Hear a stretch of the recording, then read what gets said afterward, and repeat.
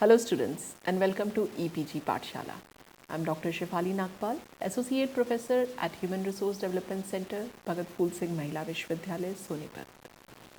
We are studying the paper Development of the Management Thoughts, Principles and Types under the Human Resource Management paper. Today we will discuss about forecasting and decision making. After completing this module, you will be able to understand the concept of forecasting. You will be able to understand the forecasting and decision making concepts and its importance, as well as a relationship between the forecasting and decision making. Let us begin with the topic. The successful businesses of the future are being created today by individuals and the team in tune with the fast moving technologies, new markets and changing lifestyle.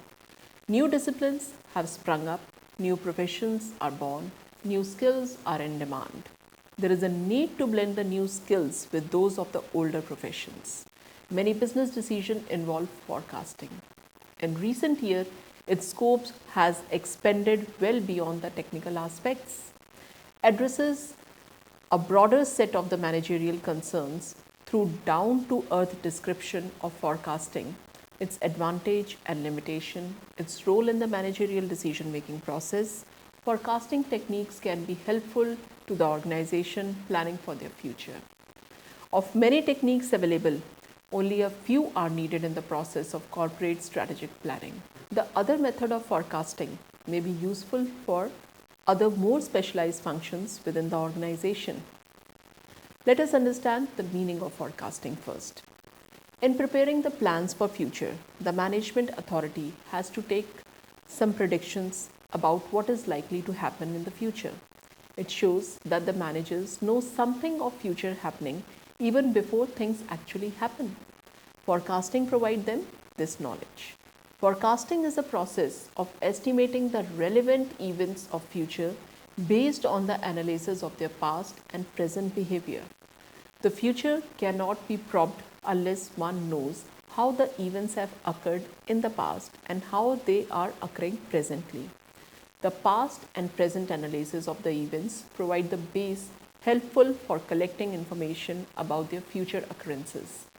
Thus, forecasting may be defined as a process of assessing the future, normally using the calculations and projections that take into account the past performance, current trends, anticipated changes in the foreseeable period ahead. Whenever the manager plans business operation and organizational setup for the years ahead, they have to take into account the past, the present, and the prevailing economic, political, and social conditions. Forecasting provides a logical basis for determining in advance the nature of future business operation and the basis of managerial decision about the material, personnel, and their requirements. It is thus the basis of planning. When a business enterprise makes an attempt to look into the future in a systematic and concentrated way, it may discover certain aspects of its operation requiring special attention. However, it must be recognized that process of forecasting involves an element of guesswork, and the managers cannot stay satisfied and relaxed after having prepared a forecast. Students, let us now look at the concept. A manager generally assumes that when asking a forecaster to prepare a specific projection, the request itself provides sufficient information for the forecaster to go to work and do the job. This is almost never true. Successful forecasting begins with a collaboration between the manager and the forecaster, in which they work out the answers to the various questions like what is the purpose of the forecast, how it is to be used.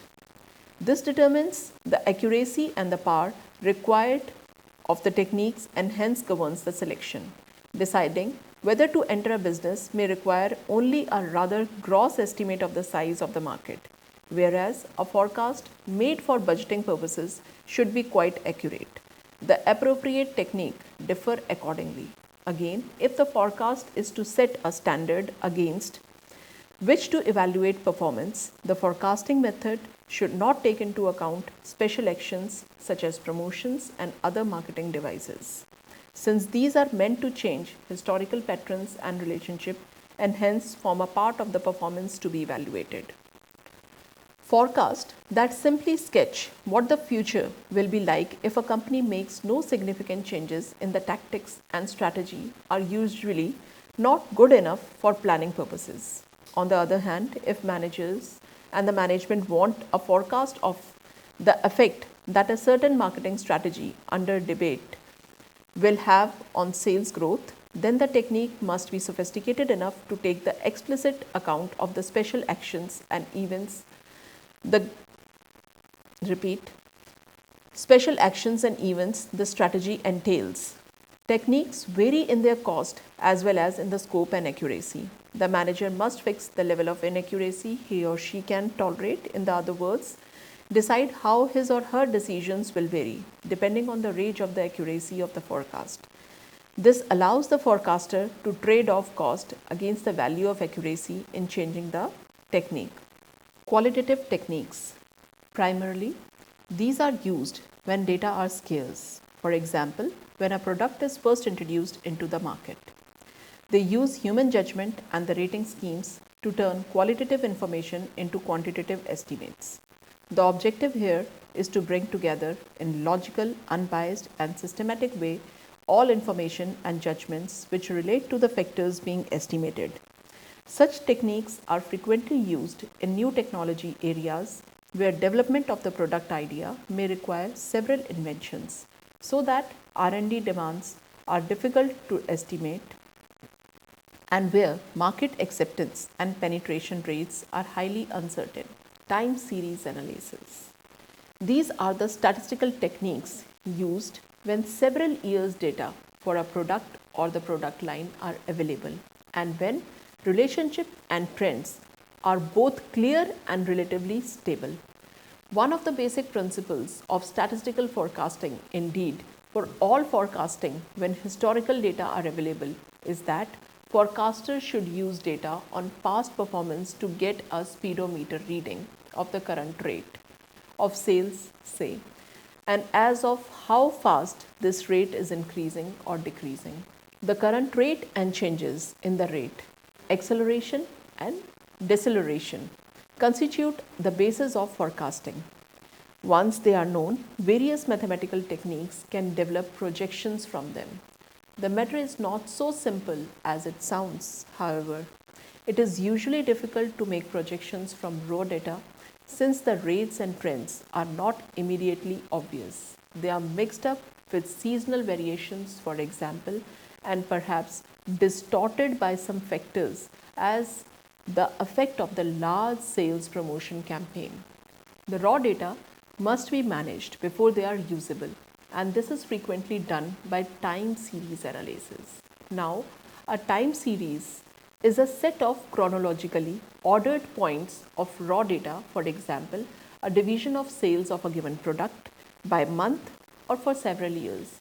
Time series analysis help to identify and explain any irregularity or systematic variation in the series of data which is due to seasonality. Then, cyclical patterns that repeat 2 or 3 years or more, trends in the data, growth rate of these trends. Unfortunately, most of the existing methods identify only the seasonals, the combined effect of the trends and the cycles, and the irregular or the chance components are included in that. That is, they do not separate the trends from the cycle. We shall return to this point when we discuss the time series analysis in the final stages of the product maturity. Causal models. When the historical data are available and enough analysis has been performed to spell out explicitly the relationship between the factor to be forecast and other factors such as related businesses, economic forces and socio-economic factors, the forecaster often construct a causal model. A causal model is the most sophisticated kind of forecasting tool. It expresses mathematically the relevant causal relationship and may include pipeline considerations and market survey information. It may also directly incorporate the results of the time series analysis. The causal model takes into account everything known of the dynamics of the flow system and utilizes predictions of the related events such as competitive actions, strikes, and promotions. If the data are available, the model generally include the factors for each location in the flow chart and connect these by equations to describe the overall product flow. If certain kinds of data are lacking, initially it may be necessary to make assumptions about some of the relationship and then track what is happening to determine if assumptions are true. Typically, a causal model is continuously revised as more knowledge about the system becomes available. Role of forecasting. Since planning involves the future, no usable plan can be made unless the manager is able to take all possible future events into account. This explains why forecasting is a critical element in the planning process. In fact, every decision in the organization is based on some sort of forecasting.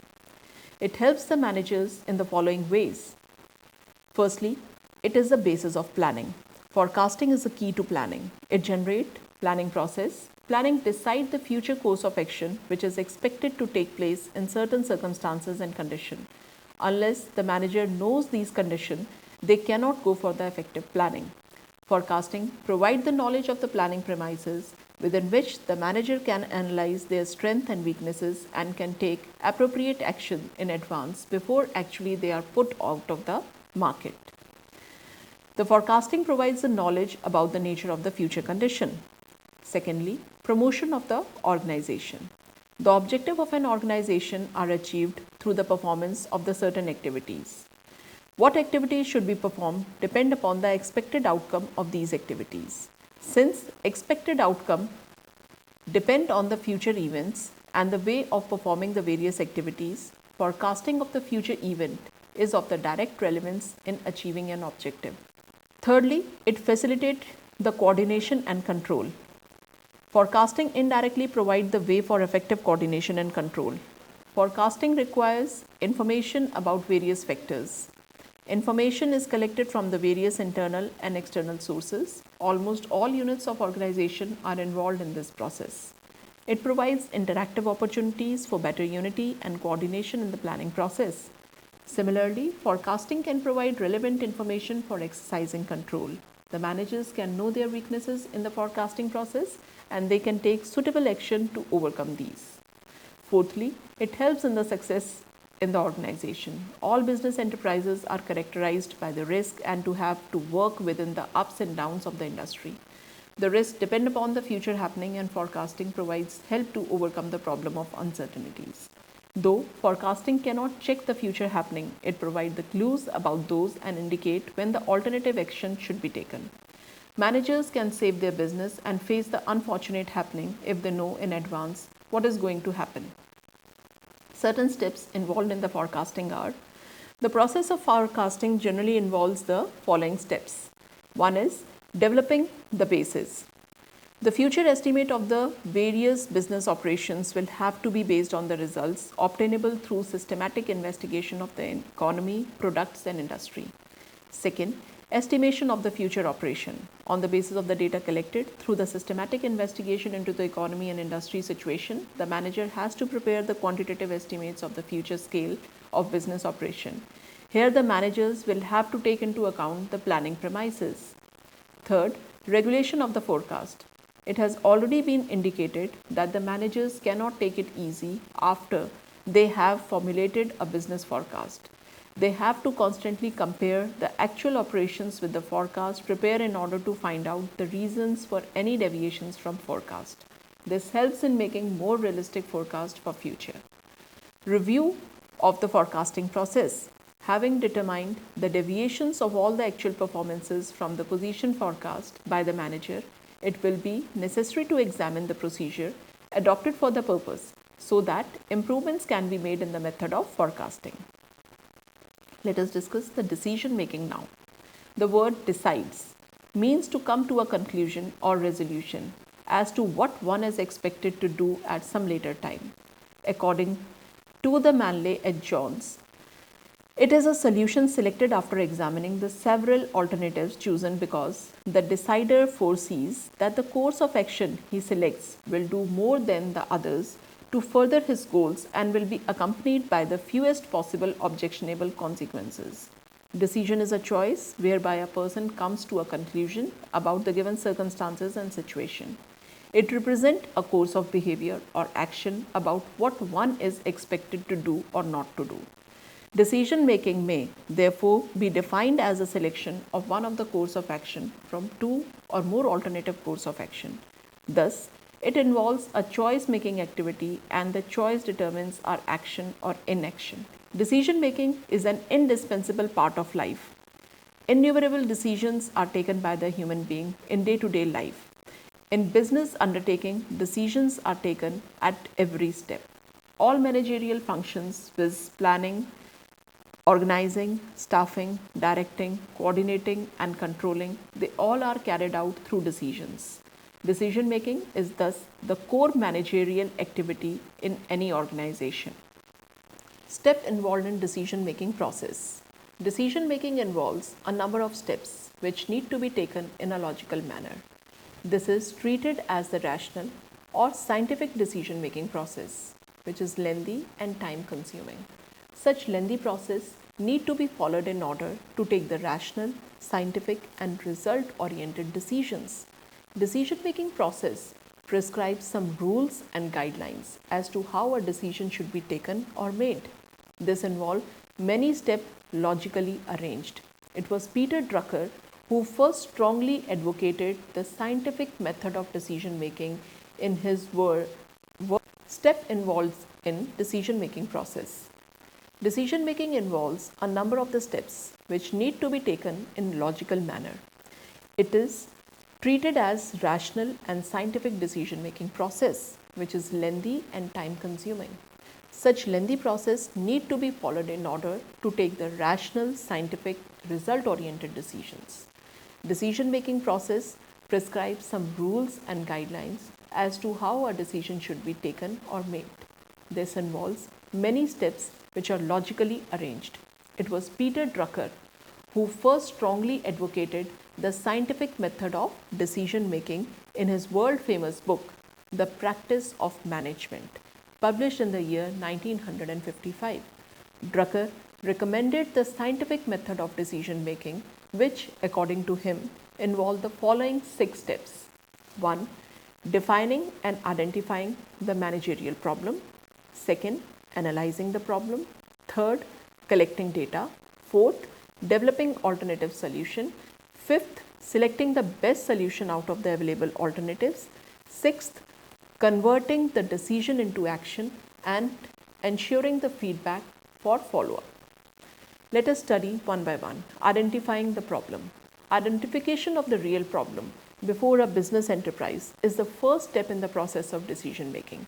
It is rightly said that the problem well defined is a problem half solved. Information relevant to the problem should be gathered so that the critical analysis of the problem is possible.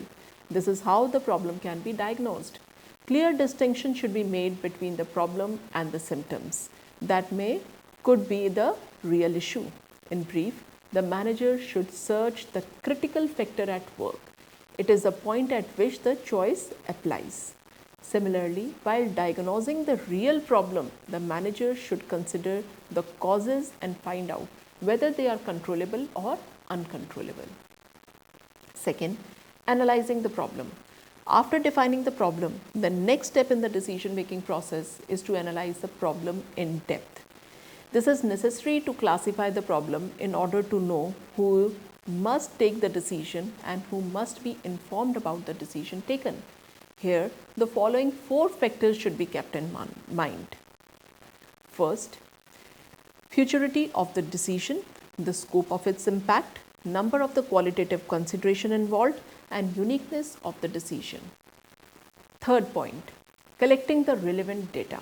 After defining the problem and analyzing its nature, the next step is to obtain the relevant information and the data about it. There is information flood in the business world due to the new developments in the field of information technology. All available information should be utilized fully for analyzing the problem. This brings clarity in all aspects of the problem. Fourth is developing the alternative solution. After the problem has been defined, diagnosed on the basis of the relevant information, the manager has to determine available alternative courses of action that could be used to solve that problem in hand. Only realistic alternatives should be considered. It is equally important to take into account time and cost constraints and psychological barriers that will restrict that number of alternatives. If necessary, group participation techniques may be used while developing alternative solution, as depending on one solution is undesirable. Fifth, selecting the best solution. After preparing the alternative solution, the next step in the decision making process is to select an alternative that seems to be the most rational for solving the problem. The alternative thus selected must be communicated to those who are likely to be affected by it. Acceptance of the decision by the group members is always desirable and useful for its effective implementation. Sixth point is converting decision into action. After the selection of the best decision, the next step is to convert the selected decision into the effective decision and action. Without such action, the decision will remain merely a declaration of the good intentions. Here the manager has to convert his or her decision into their decisions through his or her leadership. For this, the subordinates should be taken in the confidence and they should be convinced about the correctness of the decision. Thereafter, the manager has to take follow-up steps in the execution of the decision taken. Ensuring feedback is the next step. Feedback is the last step in the decision making process. Here the manager has to make built-in arrangements to ensure feedback for continuously testing actual developments against the expectations. It is like checking the effectiveness of follow-up measures. Feedback is possible in the form of organized information, reports, and personal observation. Feedback is necessary to decide whether the decision already taken should be continued or be modified in the light of changed conditions. Let us summarize what we have studied in this module. Decision making is a vital skill in the business workplace, particularly for the managers and those in the leadership position. Following a logical procedure like the one outlined here, along with being aware of the common challenges, one can help ensure both thoughtful decision making and positive results. That's all in this module. Thank you.